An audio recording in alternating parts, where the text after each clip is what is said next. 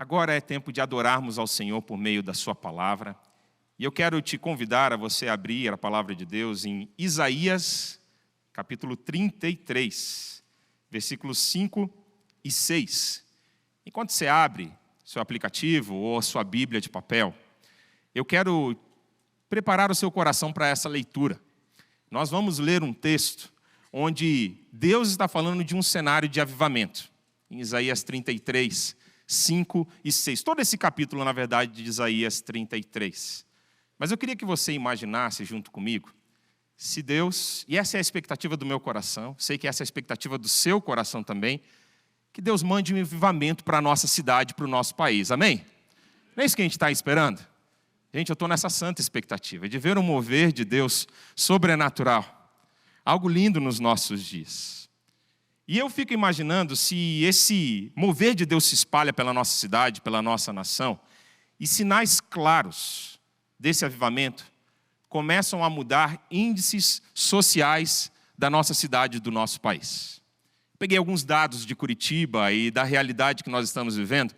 Um deles foi na questão de violência e homicídio. Nos últimos 10 anos, a gente tem experimentado uma queda no índice de homicídios da nossa cidade. De 2014 para 2024, de 39,8% para cada 100 mil habitantes, esse índice caiu para 24,6%. Já foi uma regressão interessante. Mas eu fico imaginando se Deus chacoalha as estruturas da nossa cidade e de um ano para o outro, esse índice vai lá para baixo. Em um ano, a gente está pensando em 3 a cada 100 mil de homicídios. Algo que visivelmente você vê o toque e a mão de Deus sobre a nossa cidade e nação. Ou que tal pensar em divórcios? Gente, só no Paraná esse ano já foram mais de 5 mil divórcios. E eu fico imaginando se Deus toca a nossa cidade, se Deus toca as nossas casas, os nossos casamentos. E de um ano para o outro, a gente vê esse índice caindo de 5 mil para baixo de 1.000 divórcios no nosso estado inteiro. Fico imaginando do impacto social que um avivamento geraria na nossa geração, na nossa cidade, no nosso país. E sabe, tem registros históricos de que quando Deus toca a terra com um avivamento, índices sociais e a sociedade, ela se reestrutura, ela é transformada. Um desses episódios narrados pela história é o que aconteceu no país de Gales, no começo do século XX. Esse avivamento que foi conhecido como o avivamento de Welsh. Esse avivamento ele durou em torno de 2 anos no país de Gales. Mas é interessantíssimo o que aconteceu na sociedade durante esses 2 anos. Irmãos, foram mais de 100 mil pessoas convertidas num período de 6 meses. Você pode imaginar isso? 100 mil pessoas se convertendo em 6 meses. Não tinha igreja que coubesse esse povo. E as igrejas começaram a se multiplicar nesse país. E o interessante desse avivamento é porque ele abalou as estruturas da sociedade. Por exemplo, as cadeias ficaram vazias durante esse tempo de avivamento na cidade, no país de Gales. Os policiais não tinham o que fazer na rua, literalmente, porque tamanha foi a transformação do povo durante esse tempo de avivamento. Os bares e pubs do país de Gales durante esse tempo ficaram desertos. Houve uma profunda transformação social por meio de um avivamento enviado por Deus. Eu tenho essa santa expectativa, e eu sei que você compartilha ela comigo, de ver um avivamento de Deus nos nossos dias. Amém? Você tem essa santa expectativa? Então, o texto de Isaías 33, 5, 6, vai colocar o seu coração em fogo. Meu coração está aqui queimando para compartilhar, e eu peço a Deus que Ele me capacite para compartilhar aquilo que Deus tem ministrado ao meu coração, e que possa tocar o seu coração essa noite. Leia comigo o texto de Isaías 33, versículos 5 e 6. Esse texto diz assim: o Senhor é exaltado, pois habita no alto. Ele encherá Sião de retidão e justiça. Ele será o firme fundamento nos tempos a que você pertence. Uma grande riqueza de salvação, sabedoria e conhecimento. Presta atenção nessa última frase. O temor do Senhor é a chave desse tesouro. A chave para entender esse texto está nessa última frase. Se existe uma chave para esse tesouro divino, de salvação, de conhecimento, de sabedoria E a palavra de Deus diz que essa chave está a meu acesso, está a meu alcance, para que a minha vida seja transformada, para que a minha família seja transformada, para que a sociedade ao meu redor seja transformada. Eu quero fazer tudo que eu posso para pegar essa chave e usá-la com sabedoria. O temor do Senhor é a chave para que nós possamos abrir esse tesouro e experimentar como povo, como nação, como família e como indivíduo um santo avivamento de Deus na nossa terra. Agora, irmãos, uma coisa que é interessante da nossa cultura, do nosso povo, é que ele é um povo culturalmente temente a Deus. Brasileiro raramente nega uma oração, é ou não é verdade? Se você se aproxima de alguém e fala assim, deixa eu orar com você, ou se você fala, Deus te abençoe, normalmente a pessoa, ela vai responder, amém. Né? É raro você ter uma rejeição, ou você ser respondido, rechaçado, quando você abençoa alguém, assim na rua, no comércio. É um povo que culturalmente tem esse valor do temor ao Senhor.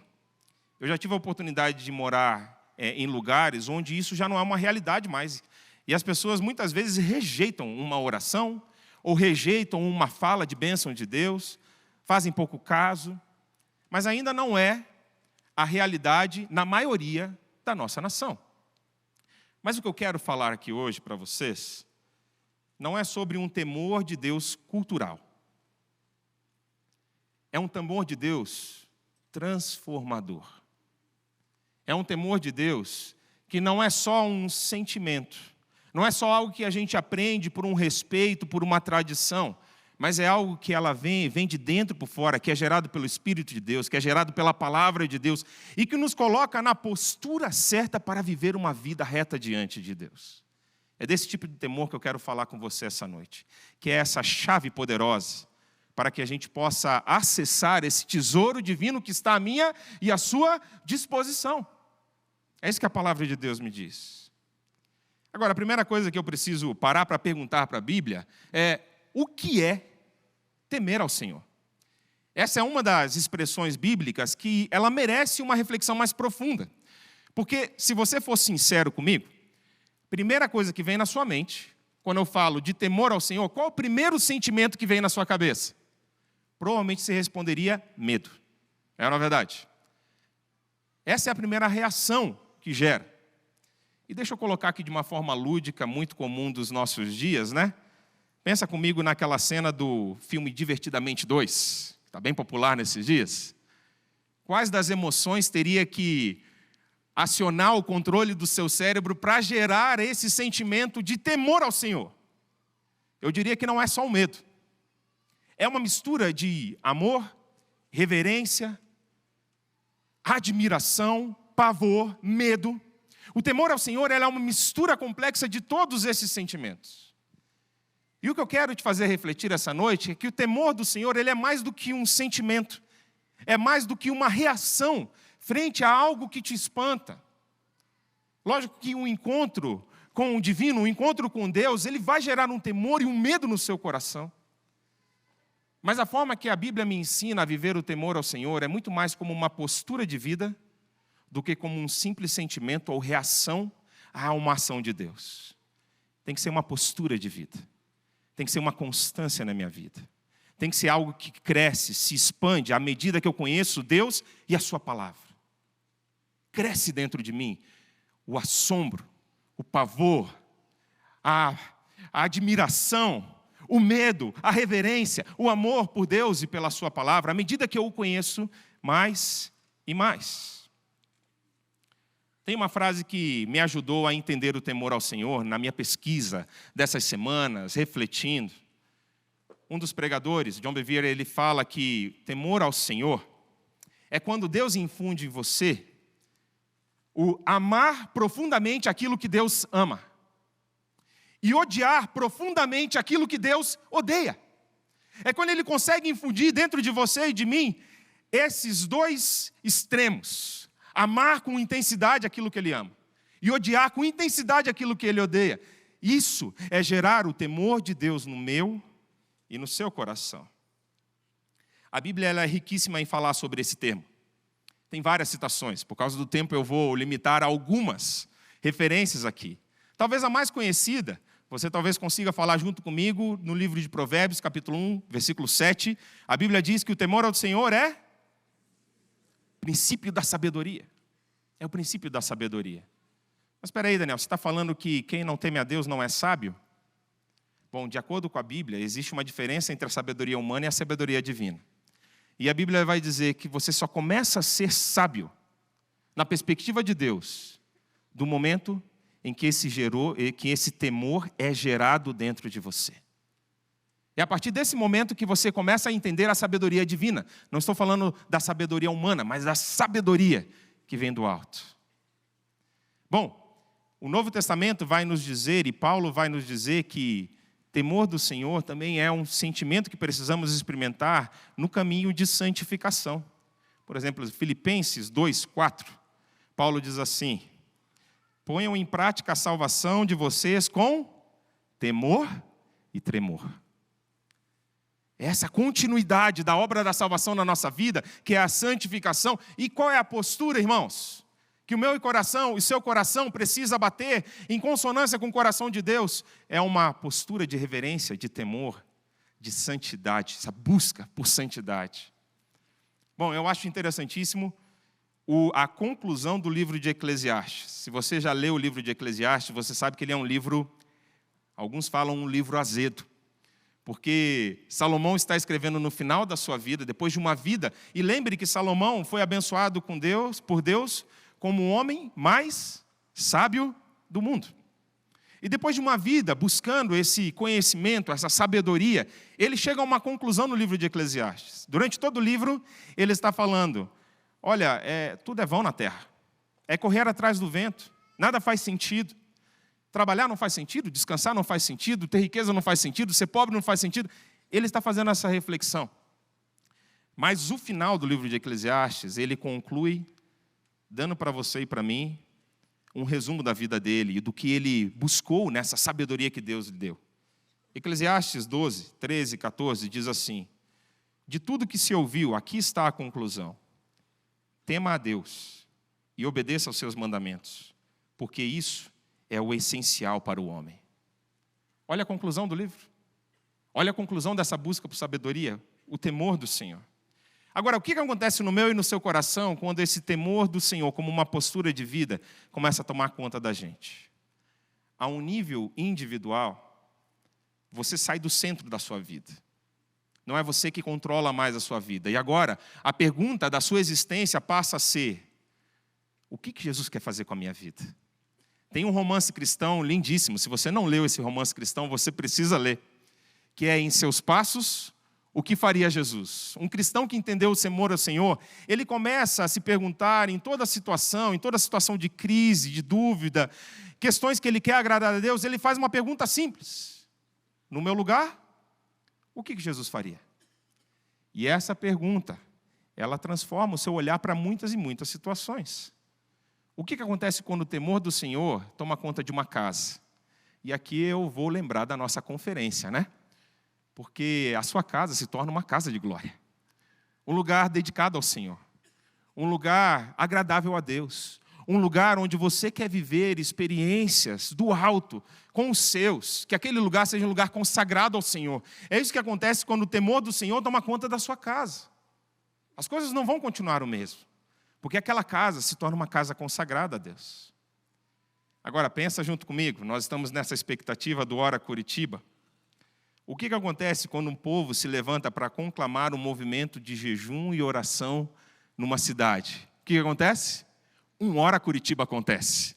E nós vamos juntos para a rua no dia 28 de julho, clamar pela nossa nação, clamar por um avivamento de Deus, clamar por uma transformação na nossa cidade, no nosso estado, no nosso país, amém? Não é isso que vamos buscar juntos? Aqui está a chave, irmãos, do que precisamos buscar, da postura que precisamos ter. O temor do Senhor é a chave para esse tesouro. Agora, eu quero olhar com você, esse texto ele é riquíssimo, porque ele vai dizer alguns tesouros que Deus quer dar para você. Está à tua disposição. Você precisa se apropriar dele, eu preciso me apropriar dele. A primeira coisa é uma nova perspectiva sobre os teus problemas. Você veio com problemas aqui nessa noite que estão fritando a sua cabeça aí? Quem tem, levanta a mão aí. Problemas. Eu não estou levantando de forma ilustrativa. Eu estou com problemas que eu preciso resolver. E eu não sei como. Problemas que tiram o nosso sono, que deixam a gente ansioso, aceleram a nossa mente, tira a paz. E uma coisa que nos ajuda e que o temor de Deus vai gerar no seu coração é uma nova lente, é uma nova perspectiva para você encarar os seus problemas que são reais, continuam lá e que você precisa lidar com eles. Isaías fala o seguinte: o Senhor é exaltado, pois Ele habita nas alturas. O próprio Isaías, ele teve um encontro com Deus que marcou a vida dele. O chamado dele foi um encontro num momento de crise. Se você lê Isaías capítulo 6, ele está em crise porque um rei que trouxe uma estabilidade para a nação morreu, o rei Uzias. E ele se encontra num tempo perdido, quebrantado, sem saber o que vai ser da nação. E aí, nesse ano, Deus aparece para Isaías assentado no trono. Enquanto o trono de Israel estava vazio e todo aquele tumulto, Deus aparece como um Deus que não perdeu o controle da situação. Isaías vê um Deus exaltado. Isso traz nova perspectiva de vida, de missão para Isaías. Sabe uma das coisas que você precisa sair daqui hoje? É com uma nova lente para esse problema que você está enfrentando. Eu quero te convidar a você fazer um exercício prático junto comigo, tá? Fica de pé por um momento. Eu não estou terminando a mensagem, mas fica de pé. E eu estou pedindo para você ficar de pé para você prestar atenção no que você vai fazer agora. Você precisa afirmar quem Deus é diante do problema que você está enfrentando. Esse problema, ele tenta colocar Deus numa caixinha e ele tenta te oprimir e você vai perdendo a perspectiva, o problema vai se tornando um gigante, enquanto você vai se perdendo no meio do caos. E é nesse momento que você tem que lembrar o Deus que te serve. Lembra você mesmo, lembra a sua alma, lembra o diabo, lembra esse problema, o tamanho do seu Deus. E eu quero te convidar a você fazer 3 declarações sobre Deus. E elas estão embasadas no Salmo 23, para você não esquecer. Depois você pode ler o versículo 1 e o versículo 6 do Salmo 23. Primeiro versículo do Salmo 23 diz: o Senhor é meu pastor. Essa afirmação, ela lembra para você que Deus é suficiente. Você pode falar para Deus que Ele é suficiente para te tirar desse problema? Fala com a sua boca. Fala: Deus, o Senhor é suficiente para me tirar desse problema que eu estou enfrentando. O versículo 6, ele vai dizer que certamente a bondade e a fidelidade do Senhor me seguirão por todos os dias. Outras 2 coisas que você tem que declarar para Deus e colocar o seu problema em perspectiva. Deus é bom e Deus é fiel. Você pode falar essas 2 coisas para Deus? Fala aí. Olha para a perspectiva do seu problema e fala essas 3 coisas para Deus. Deus, o Senhor é suficiente. O Senhor é bom. O Senhor é fiel. Amém. Você pode se assentar. Muito obrigado. Diante dos seus problemas, lembre-se dessas 3 coisas. Você tem um Deus que é suficiente, um Deus que é bom e um Deus que é fiel. Qual é a proporção que o seu problema vai tomar depois que você sair daqui desse culto? Fala a verdade. Você exaltou o nome de Deus. Deus foi exaltado. Ele não perdeu o controle. Ele continua no controle. O temor a Deus vai gerar essa postura dentro de você. Mas o texto não para por aqui. E eu tenho que tomar cuidado para não me empolgar, porque eu estou empolgado. O texto, ele continua nos dizendo que Deus encherá Sião de retidão e justiça. Ele encherá Curitiba de retidão e justiça, amém? Ele encherá a tua casa de retidão e justiça, amém? Ele encherá a minha vida de retidão e justiça, amém? Uma coisa linda que acontece quando Deus nos salva, quando uma conversão genuína acontece, é que Deus, com o seu Espírito, Ele coloca em nós uma nova natureza. Uma natureza que ela busca, ela anseia por retidão e justiça na perspectiva de Deus. Eu me lembro quando eu me converti. E eu comecei a ser acompanhado por um adolescente nessa igreja. Mas sem ninguém me explicar isso, a gente não tinha chegado ainda nessa lição da preparação para o batismo. Eu senti um desejo de ir atrás das pessoas que eu tinha magoado, ferido, chateado na minha adolescência e pedir perdão para essas pessoas. Sabe o quê? Não foi meu discipulador que me ensinou isso. Nem necessariamente, eu não sei se foi de um culto que eu tirei esse insight, mas eu sei que foi um impelido do Espírito, um desejo de acertar a minha vida diante de algumas pessoas que eu tinha machucado. E essa retidão, ela começou a vir de dentro para fora. O temor do Senhor gerou isso dentro de mim. Uma nova postura diante de Deus, diante da vida. Essa manhã a gente foi impactado com o testemunho do pastor Ranulfo. Quem estava aqui de manhã? Algumas pessoas, poucas. Olha, eu te convido a você ir no YouTube da PIB e essa semana você ouviu o testemunho do pastor Ranulfo. Testemunho maravilhoso do nosso novo líder da Cristolândia. E ele conta que quando ele se converteu numa situação difícil, eu vou aqui resumir a história dele, você precisa ouvir. Ele fala que ele estava condenado pela justiça a 7 anos de prisão. E quando ele se converte de verdade, ele fala, e agora? Me entrega às autoridades ou não? E o Espírito Santo falou para ele, a obra que eu tenho para fazer na sua vida, você não pode fazer como foragido da justiça. Você precisa se entregar. E ele se entrega e vive 3 anos de pena. Irmãos, o que eu estou falando para você é que o temor do Senhor e a salvação, ela gera dentro de nós uma nova retidão, um novo senso de justiça, que deixa muito para trás a nossa própria forma de se justificar. E a gente começa a enxergar a vida de uma nova forma. Esse é o movimento que a graça de Deus ela gera, é um paradoxo. Porque ao mesmo tempo que a graça de Deus ela nos liberta, ela nos salva, ela nos purifica, se você experimentou a graça de Deus de forma genuína, você começa a sentir um mover de Deus, gerado pelo temor do Senhor, uma reverência, que a sua vida não pode ficar a mesma. É triste dizer, mas no nosso meio evangélico está cada vez mais comum uma graça barata. Uma graça que não transforma vida. Você experimenta, você se apropria da mensagem do Evangelho, mas aquilo não transforma você por inteiro. E a pessoa fica na superficialidade da sua fé e da sua conversão, ou da sua possível conversão. É algo difícil de nós aferirmos. Agora, eu posso dizer uma coisa, irmãos. Quando nós experimentamos essa graça salvadora, se você já experimentou essa graça salvadora, você sabe do que eu estou dizendo. Não tem como não gerar dentro de você esse sentimento de reverência, de adoração, de falar assim, o que eu posso fazer? O que eu posso fazer para entregar a minha vida como um todo? E eu estou aqui atento a todo esse culto, atento ao que o Espírito está fazendo. Se você prestou atenção, pastor Wagner começou esse culto com uma frase. Ele falou que a gente não veio assistir. Eu espero que você não esteja me assistindo pregar, tá?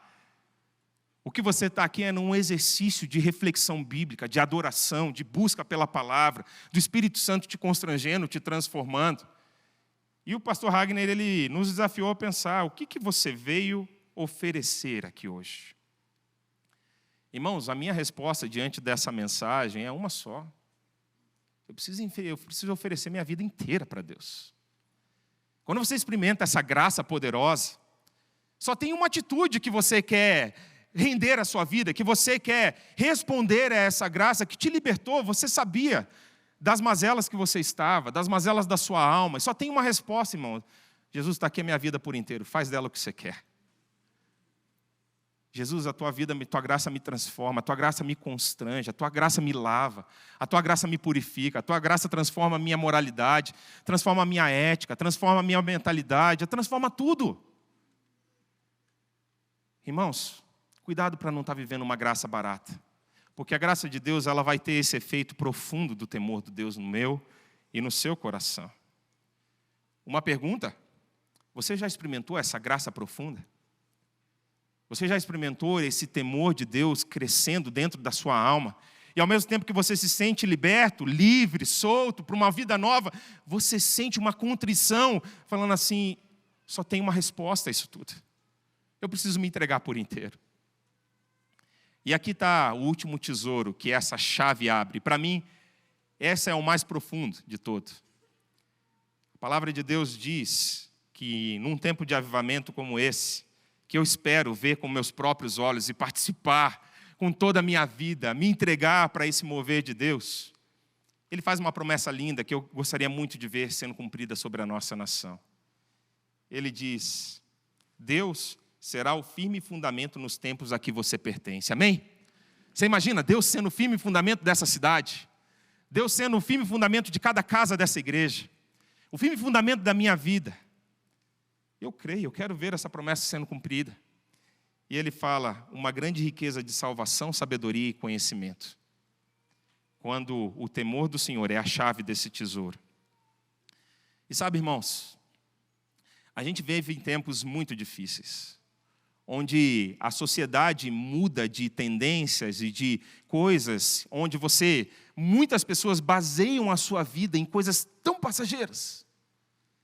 E essa é o que está na modinha, ou o que está no momento, ou qual é a ideologia que está reinando no momento, qual é a ordem social, quais são os bens de luxo que estão sendo cobiçados, e tem pessoas que colocam a sua vida inteira, o fundamento da sua vida, buscando essas coisas.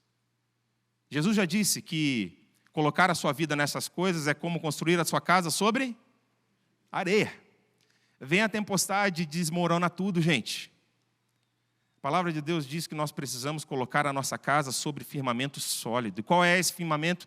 São as palavras de Jesus. É Ele ser o fundamento da nossa vida. É Ele ser aquele que alicerça a nossa vida. A nossa sociedade tem nos puxado a um egocentrismo, a colocar a nossa vontade no centro. E essa palavra, esse texto está nos dizendo, não, a sociedade que Deus planeja, que Deus sonha, é uma sociedade onde Deus está no centro. É quando o reino de Deus é estabelecido na nossa vida que nós começamos a experimentar o mover de Deus. Uma coisa que Deus me pediu para falar essa noite é: cuidado com o meu e o seu desejo por respostas imediatas. Parece que às vezes a gente trata a oração como um chat GPT celestial, né? A gente põe lá no chat e a gente quer que Deus responda com a gente no mesmo momento. Eu tenho ficado assustado com essa tecnologia. Eu usei nessas últimas semanas, para algumas atividades que eu preciso, e é incrível ver a velocidade, ver a precisão de toda essa tecnologia que está sendo gerada.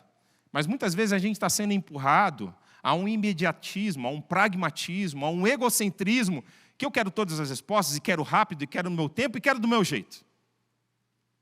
Mas eu e você sabemos que com Deus não funciona assim, não é? O silêncio de Deus ensina. Às vezes você vai colocar uma pergunta diante de Deus, e Ele vai ficar em silêncio. E Ele não precisa me responder e te responder no mesmo momento. Ele é Deus. Ele sabe como educar os seus filhos. Às vezes o não de Deus ensina, é ou não é verdade? Quem aqui já ia, em alguma situação, se você fosse agir no seu rompante, se você fosse agir no calor das suas emoções, e você até estava pedindo para Deus responder aquela oração no calor das emoções e Deus te segurou. E depois de um tempo, você olhando para a situação, você fala assim: Deus me livrou de uma boa, por causa do seu silêncio. Quem já experimentou isso aqui? Levanta a mão. Eu já experimentei algumas vezes. Que o silêncio de Deus me salvou de uma roubada. Então, cuidado com a forma que nós estamos sendo instigados na nossa sociedade. Irmãos, esse texto ele nos coloca numa postura de vida que você só tem uma resposta a dar: Senhor, aqui está a minha vida. Se você entende, se o Espírito Santo fala ao seu coração com essa mensagem, só tem uma resposta a dar: Senhor, aqui está a minha vida. Eu quero acessar esse tesouro que ele não se esvai com a bolsa de valores, nem com as tendências do momento, nem vai mudar e sair fora de moda em 2025. Não. Permanece eterno, é firme, consistente. Eu posso colocar minha vida sobre essa verdade, sobre essa palavra. E eu acredito, sendo ensinado nessa casa, que alegria ser pastor aqui, ter conhecido a Jesus aqui, ter sido ensinado a temer o Senhor nessa casa.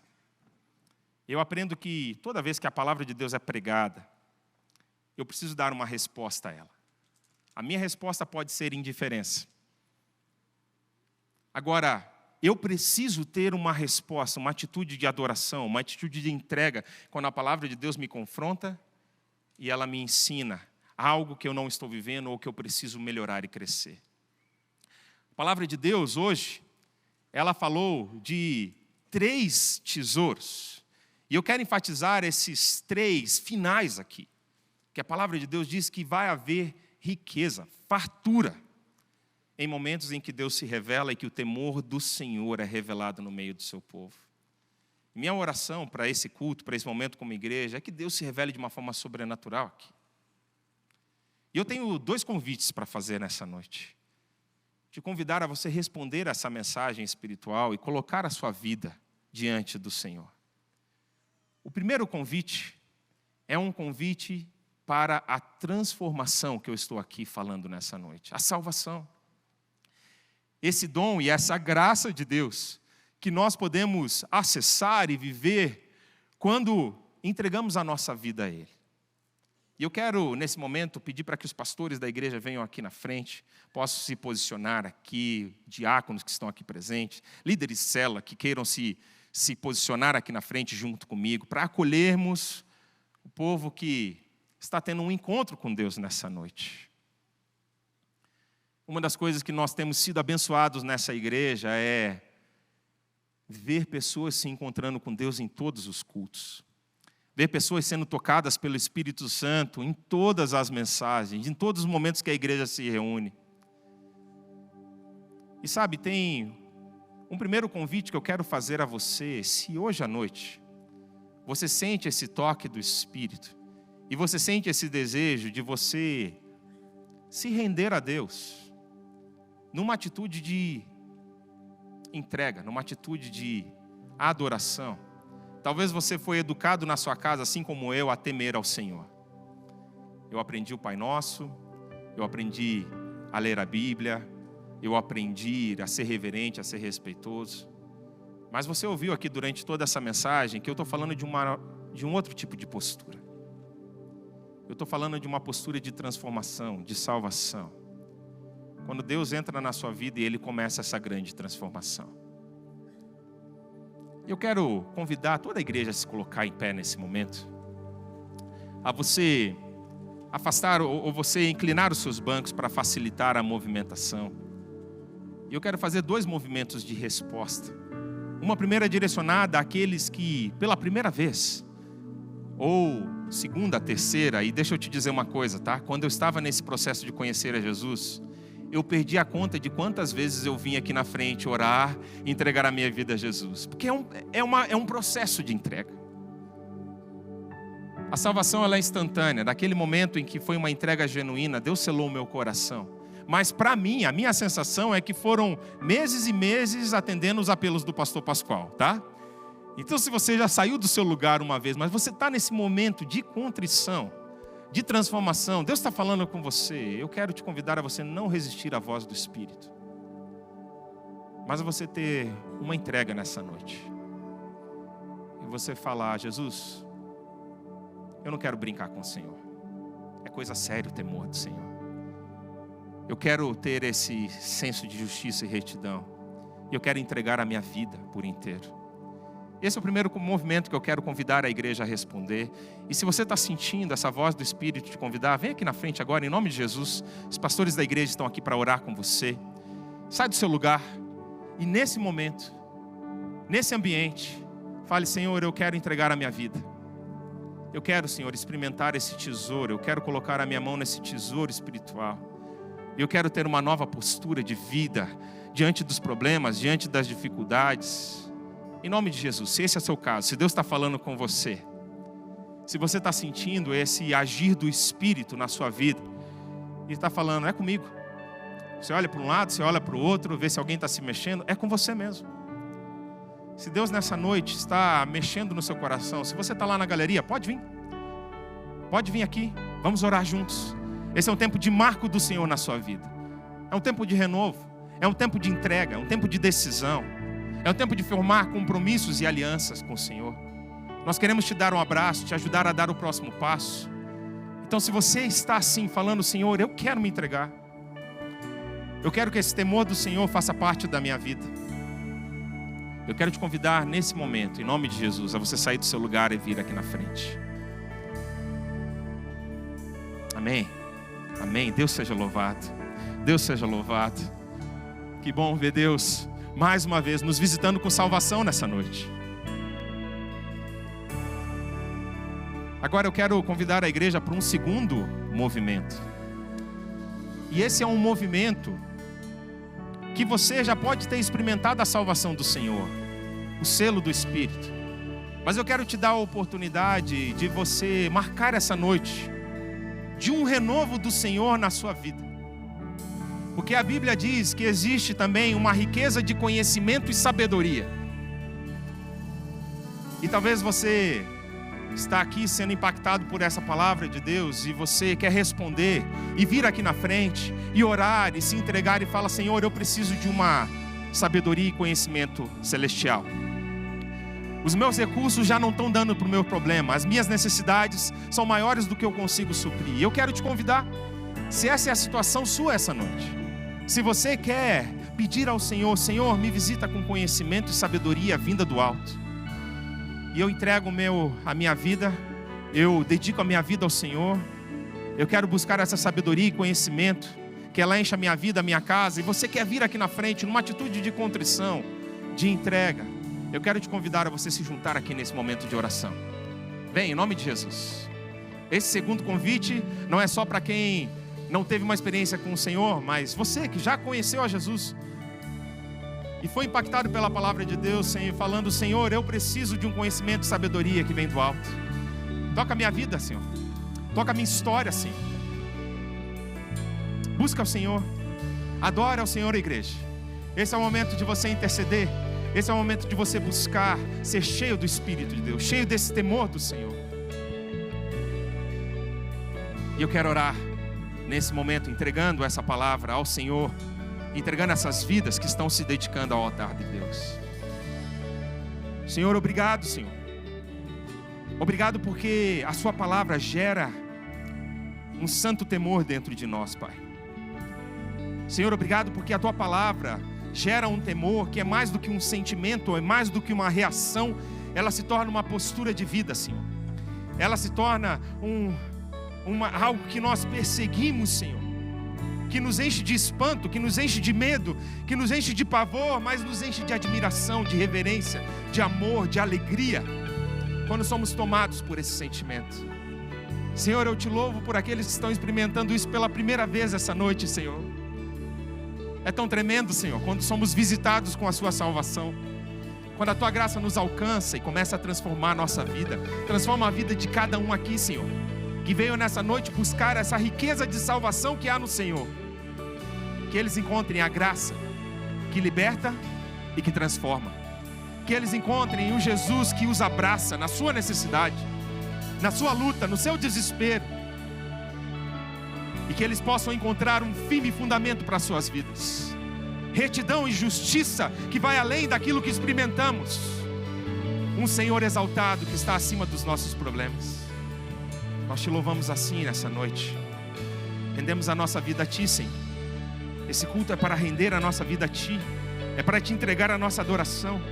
É para entregar tudo que temos, tudo que somos. Essa é a resposta quando o temor do Senhor é instaurado dentro da nossa alma. Recebe, Senhor, cada oração dessa noite.